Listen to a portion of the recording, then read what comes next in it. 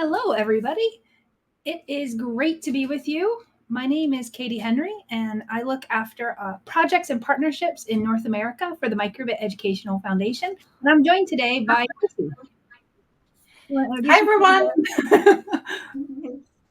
Hi, everybody. I'm JC Edelman. I'm the Director of Programs here at Scratch. I'm super happy to join Katie and cheerlead this room for you. I'll turn it back to Katie to get started. Thanks, JC. Well, today's session is really meant to bring all of you up here on stage if you would like to discuss anything really related to Microbit and Scratch. I think we're just going to open with a little bit about the foundation and a few of the brand new things. I've got 3 links I'm going to put into the chat. So while I do that, if you could please take a moment and just share who you are, either where you're coming from, or if you're tired of telling people where you're coming from, you could also put in the chat something you're learning today that's really sticking with you. This could be a question that you've thought of or something someone said. But it'd be great to just get a few introductions if you don't mind. So as I mentioned, I work for the Microbit Educational Foundation, and we are a nonprofit based in the UK, but we work internationally. And we do 3 things. We design and build hardware and software. That's one thing we do. The next thing we do is develop, in partnership, materials for students and teachers. And the third thing we do is really more of a value, and that is working in partnership. We are a very small team, and for example, we're very proud to be partners with Scratch and work worldwide to serve children with physical computing alongside the Scratch environment. I'm just going to drop our link to our website in the chat. A lot of people know about the Microbit device, but aren't aware of the broader foundation. So, Dira May, hey, Dira May is here. And it's amazing to see Ben Wheeler in the audience, a former Scratch team member. Hi, Ben. Good to see you. Ben. And Katie, yeah, I think it is amazing. So many people that we reach out to and talk with in the world don't realize how small these teams actually are, even though we're both global programs and global platforms. Our teams are actually quite small. So it's so nice to have you today so people can get to know you a little bit more. Thanks, JC. Yeah, our team is a total of about 25, 30 people. The reason we say 25 and then we wince and go 30, it's because we have a lot of part-time contractors. Anytime we get a new grant, we're able to hire someone to come into the foundation, usually for a short-term window. And then if we continue to receive funding, we can continue to keep the team together. And so that's something people don't realize, I think, is that as a nonprofit, we are fundraising for all of our activities. So which takes me to my first link for the group. One thing I'm excited to share with you about is our new pilot in Los Angeles County. This is to co-create learning material for teachers and students grades 3 through 5. So definitely you may want to check out that project and stay across that. The second link I have for you today, project that I've been working on, is our new Create AI platform. This is very much a work in progress. The best is yet to come. We did a sort of a soft launch, I guess you could call it, last November. This program today allows you to train the accelerometer, or the motion detector, on your Microbit to recognize your gestures. So right now we see a lot of people training to recognize a clap, training to recognize maybe a wand gesture to produce a light to come on. Most recently at CSTA, we saw it being used as a dance detector. We had a very talented dancer who was in the session. She came up and actually trained the Microbit to recognize an arabesque position, and actually moving from pose 1 to pose 2, position 1 to position 2 as a ballet dancer. So definitely want to check out Create AI and stay tuned with that one, because that is very much a work in progress. And then finally, the third link I would love to share with everyone to make sure you're all aware is our accessibility work with the Blockly grant that we received last year.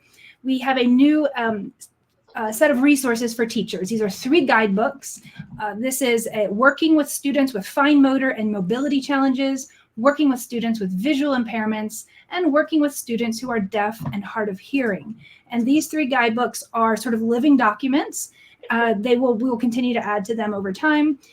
Just last month, or actually earlier this month, it's still July, we announced keyboard navigation in the MakeCode environment, and now what we're working on is screen reader compatibility. So that's again something that's coming in the future in this next 12 months design cycle, and you'll want to stay across that as well. So, oh man, so many comments. Vicky, thank you. Definitely been a team effort.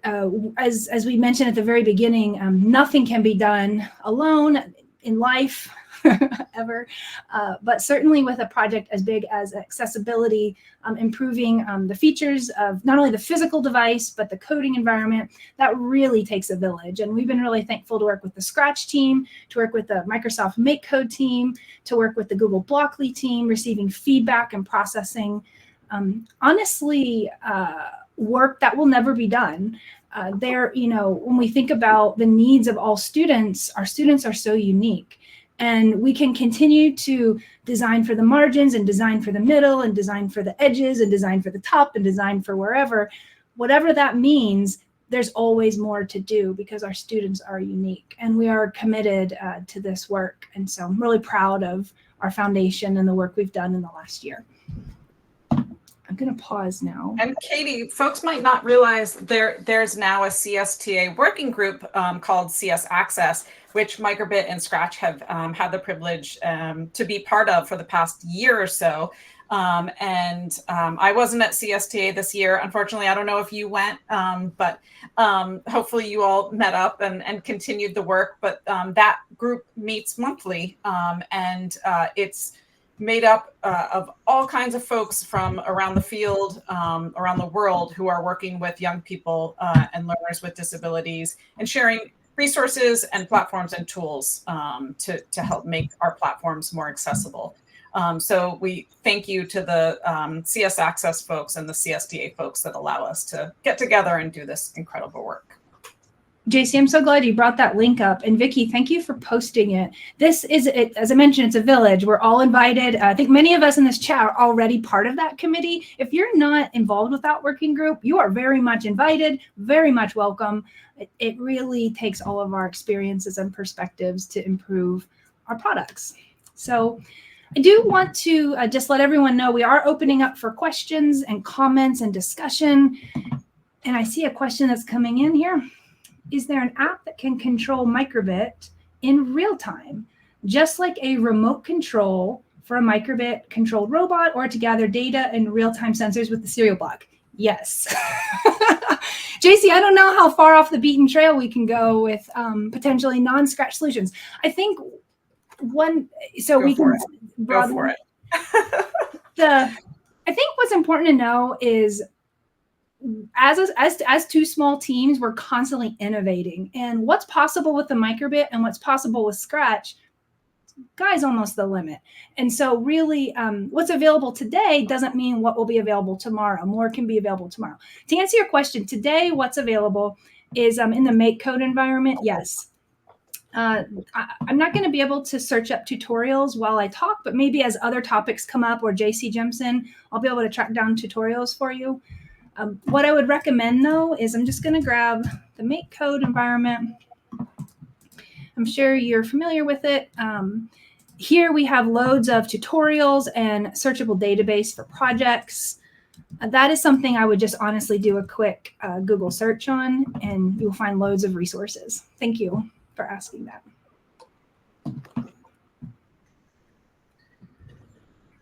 We're always curious what others are making with the Microbit and Scratch. So even if you have a project that's near you, you want to just come on and talk about why you made it, or really anything is open. We've got, honestly, are we almost done? It's like 5 more minutes. We have 5 more minutes, but so if you would like to come up on stage, you do have to request it. So up at the top of your screen, above our videos, there is a share audio and video button. And if you push that, don't be shy, come up and say hi.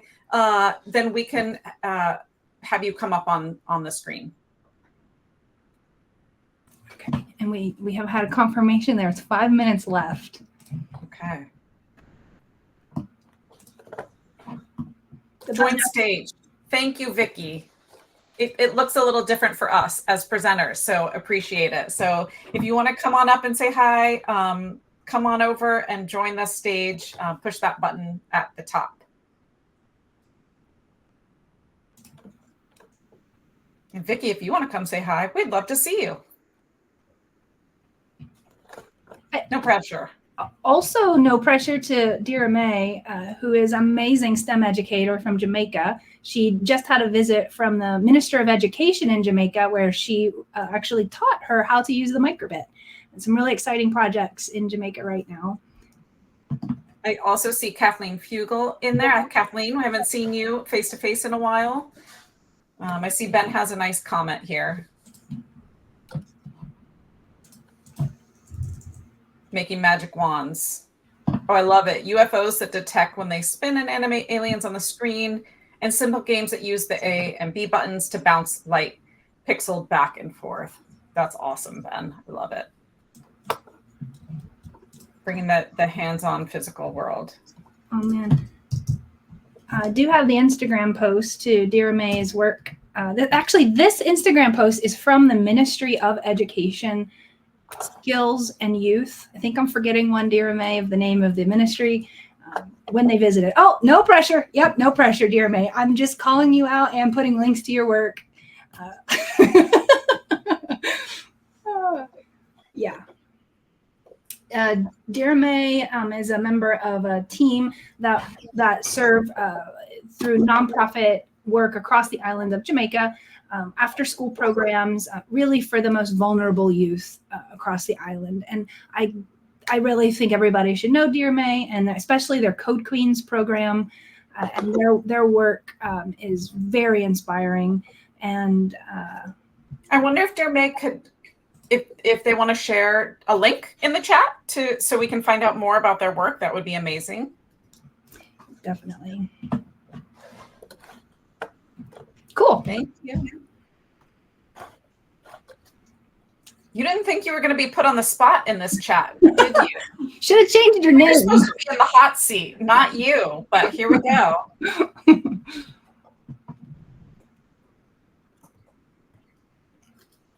I did bring some craft projects that I've been working on and a gong if I needed to. But I don't know I'm going to need my craft projects or the gong. But really just want to open up. Great. Dira May, thank you so much. Maybe I'll use the gong at the very end when we say goodbye. It's a new gong that I recently acquired, and I keep finding reasons to need to use it. I think we need to hear the gong, Katie. in 1.5 minutes, I will use the gong. Okay. We would love that. Absolutely. You know, and that's something actually we have discussed. We are very, very open to doing that, particularly. So Octo Studio obviously is a mobile platform. We could pair via Bluetooth, which is something the microbit is able to do. But I think also if we were to think about Octo Studio on other devices, like maybe Chromebook, you know, your microbit could act as your phone in that sense, as your physical device to engage with your Chromebook in an Octo Studio type environment. So those conversations are definitely ongoing.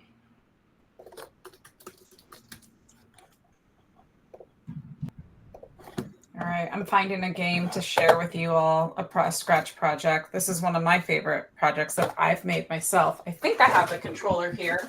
So it is a rainbow controller with the microbit attached to the back, just with the rubber bands and stuff. But using this controller, I can control my catching rainbows projects that I just put in the chat. So with the tilt, move it back and forth. And I think we're at time, Katie. So actually, I'm going to talk back to you to wrap up with anything that you. Oh, the gong. That's amazing. Hi, everyone. Thanks for joining us. And I'll hit the gong to say goodbye. Good summer. It's almost better than the Scratch Cat meow. It almost, not quite. Almost. Bye. Bye, everybody. Thanks, Katie. Thank you, JC. Bye.